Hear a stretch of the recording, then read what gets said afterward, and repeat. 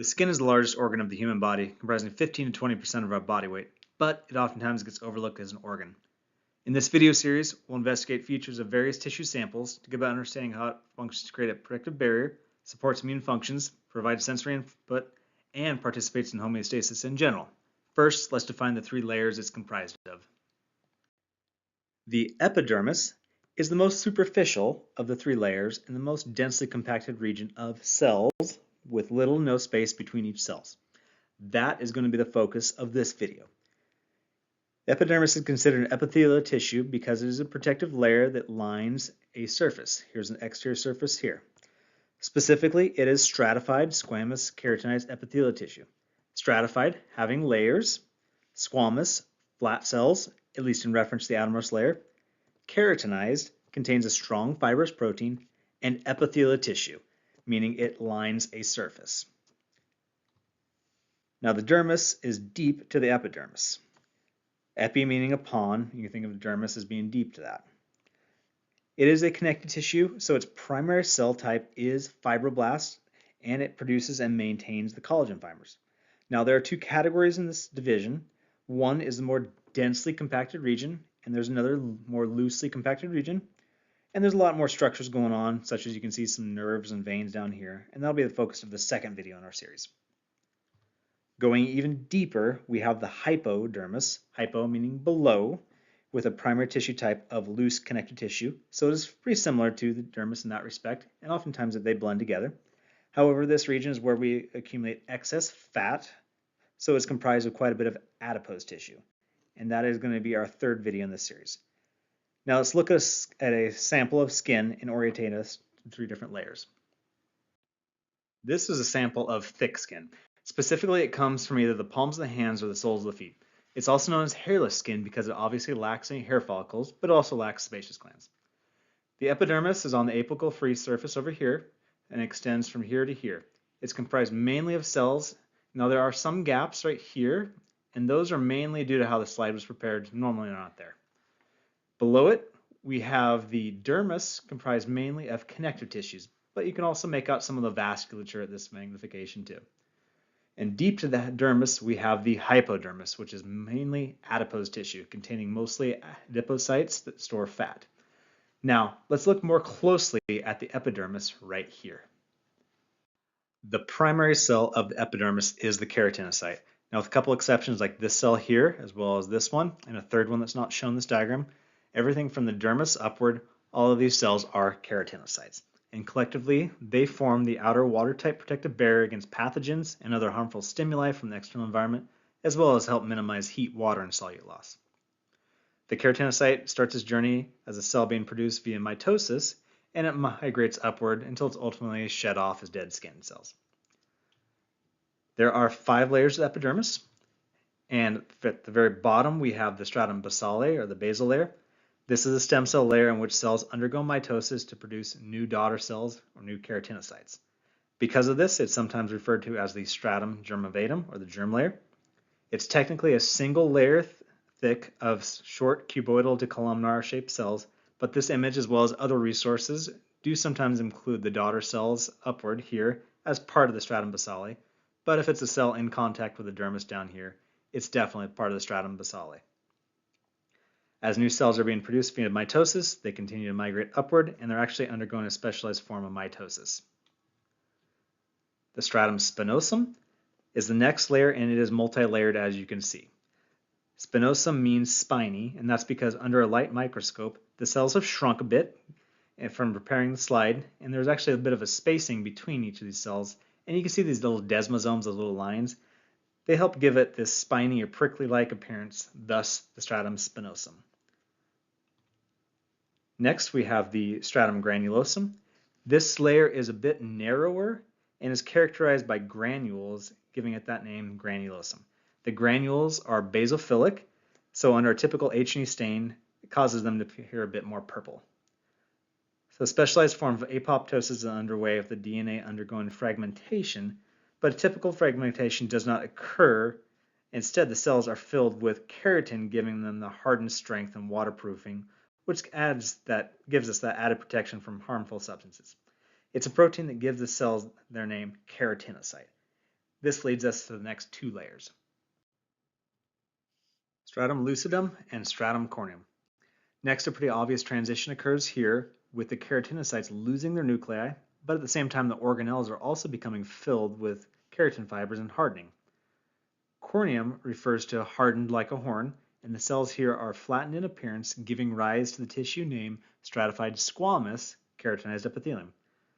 We also see extracellular layers of lipids being laid down here to help form a watertight barrier due to the hydrophobic nature of lipids, also known as fats. Now with thick skin, in the palms of the hand, soles of the feet, we'll have many more layers of these keratinocytes than we would in thin skin. And the stratum lucidum can sometimes be considered a subdivision of the stratum corneum. For the most part, it's only distinguishable in thick skin, and as such, it's really just named so because it stains a little bit differently, giving it more of a lucid-like appearance. So the whole process gives the keratinocytes a lifespan of about 15 to 30 days. It will vary on the age of the person and location of skin. This process shows the flow of cells from being created all the way to their demise of them being shedded off in that order. But a nice mnemonic to memorize the order from the external surface downward is as such: come, let's get sunburned. So in this case, we have the UV rays from the sun. They're going through the cells all the way to the basal layer. So we have come, corneum, let's, lucidium, get, granulosum, sun, spinosum, burn, basale. Now, there are some other cells other than the keratinocytes in the epidermis, and they're rather important, but we'll come back to those later. And we'll just focus in on identifying these as keratinocytes and identifying the different layers. So now let's get a bit of practice with that. Here we are looking at the slide of thick skin. The first thing I like to do is to identify the basement membrane, where these tissues transition from dermis to epidermis.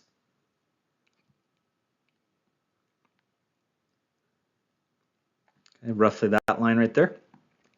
So below that line we have the dermis, which is made up of connective tissues, and above that we have the epidermis, which is made up of stratified squamous keratinized epithelium. The first layer that is tied up against the dermis is the stratum basale. Pretty easy. Therefore, the next layer up is going to be the stratum spinosum, and it extends up until this point when we start to see these granules. Now we'll zoom into this region shortly to see the details a little bit better, particularly that spiny or prickly-like appearance. Seeing the granules here, we know that this region is the stratum granulosum, and above that we can see that the nuclei disappear, and these keratinocytes, they also harden. This first layer is a bit darker, and therefore it's the stratum lucidum, and above that we have the stratum corneum. Because this is thick skin, we can identify the stratum lucidum or lucidum. If this were thin skin, we would not see that. Now we can also use our mnemonic, come, let's get sunburned, if that helps you remember the layers as well. Now for the most part, all of these cells here are keratinocytes. However, we do have other important cells that are buried here, and identifying them can be a bit of a challenge and a bit out of the scope of this video. However, we can make some generalizations. For example, there are a couple of clear cells here at the very bottom. Now they might be a melanocyte or Langerhans cells or a Merkel cell, and it's kind of tough to tell, but we can go over some rules on how to identify them. Melanocytes and Merkel cells in particular will be located in the stratum basale, and therefore that's most likely what these are, although I would err towards caution that these are melanocytes. Now we're zoomed in a bit more to look at the finer details. The stratum basale right here is in contact with the dermis, so that one's an easy one to identify. We can also see these granules, therefore we have the stratum granulosum, and above that we can see the nuclei disappear, although a bit of that's cut off in this view. But what we can really appreciate in this view is the stratum spinosum. Particularly, we can see that the cells have shrunk a bit from the preparation of the slides, and the desmosomes are a bit more apparent, giving them prickly or spiny-like appearance. So for example, I'm just going to outline one of these cells. You can see how it's shrunk a little bit. So right here when we have the nucleus and the cytoplasm, and then outside of it right here we can see these junctions between neighboring cells. So those junctions are the desmosomes, and they give these cells that spiny or prickly-like appearance. Now this view isn't the best at that. I do have other slides that show it a little bit better later on, but that gives you a little bit of an idea. So this is the stratum spinosum. So this is a slide of thin skin, and it's more to illustrate a point that when there's less keratinocytes, there's going to be less to see, and it's going to be harder to identify the different layers in some cases. So first up, the very bottom right here, we have the stratum basale tied up against the dermis.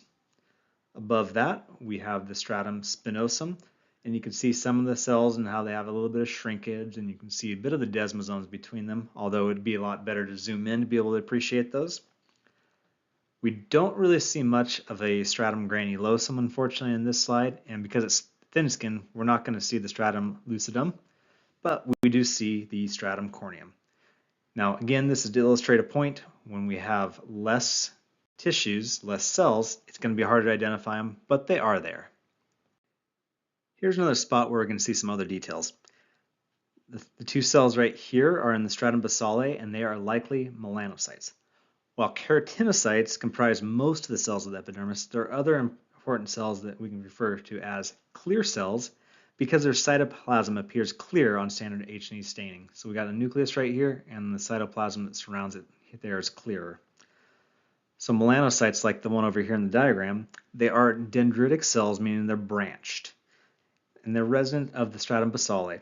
Depending on the genetics of an individual, there are different forms of melanin that are produced and secreted and absorbed by nearby keratinocytes. And we can see those pigments as these brown spots of melanin found throughout the slide here. Now, these melanocytes respond to UV light. So we have UV light from the sun. It goes down and it stimulates these melanocytes to release melanin. Because these melanocytes, they don't hoard the melanin. They give it freely in response to that sunlight.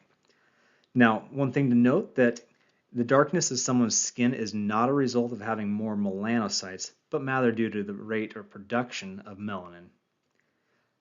The other cell right here, a Merkel cell, it's also located solely in the stratum basale. They are a specialized mechanoreceptor for light touch and are most abundant in areas of the skin where sensory reception is important, such as the hands, especially the fingertips.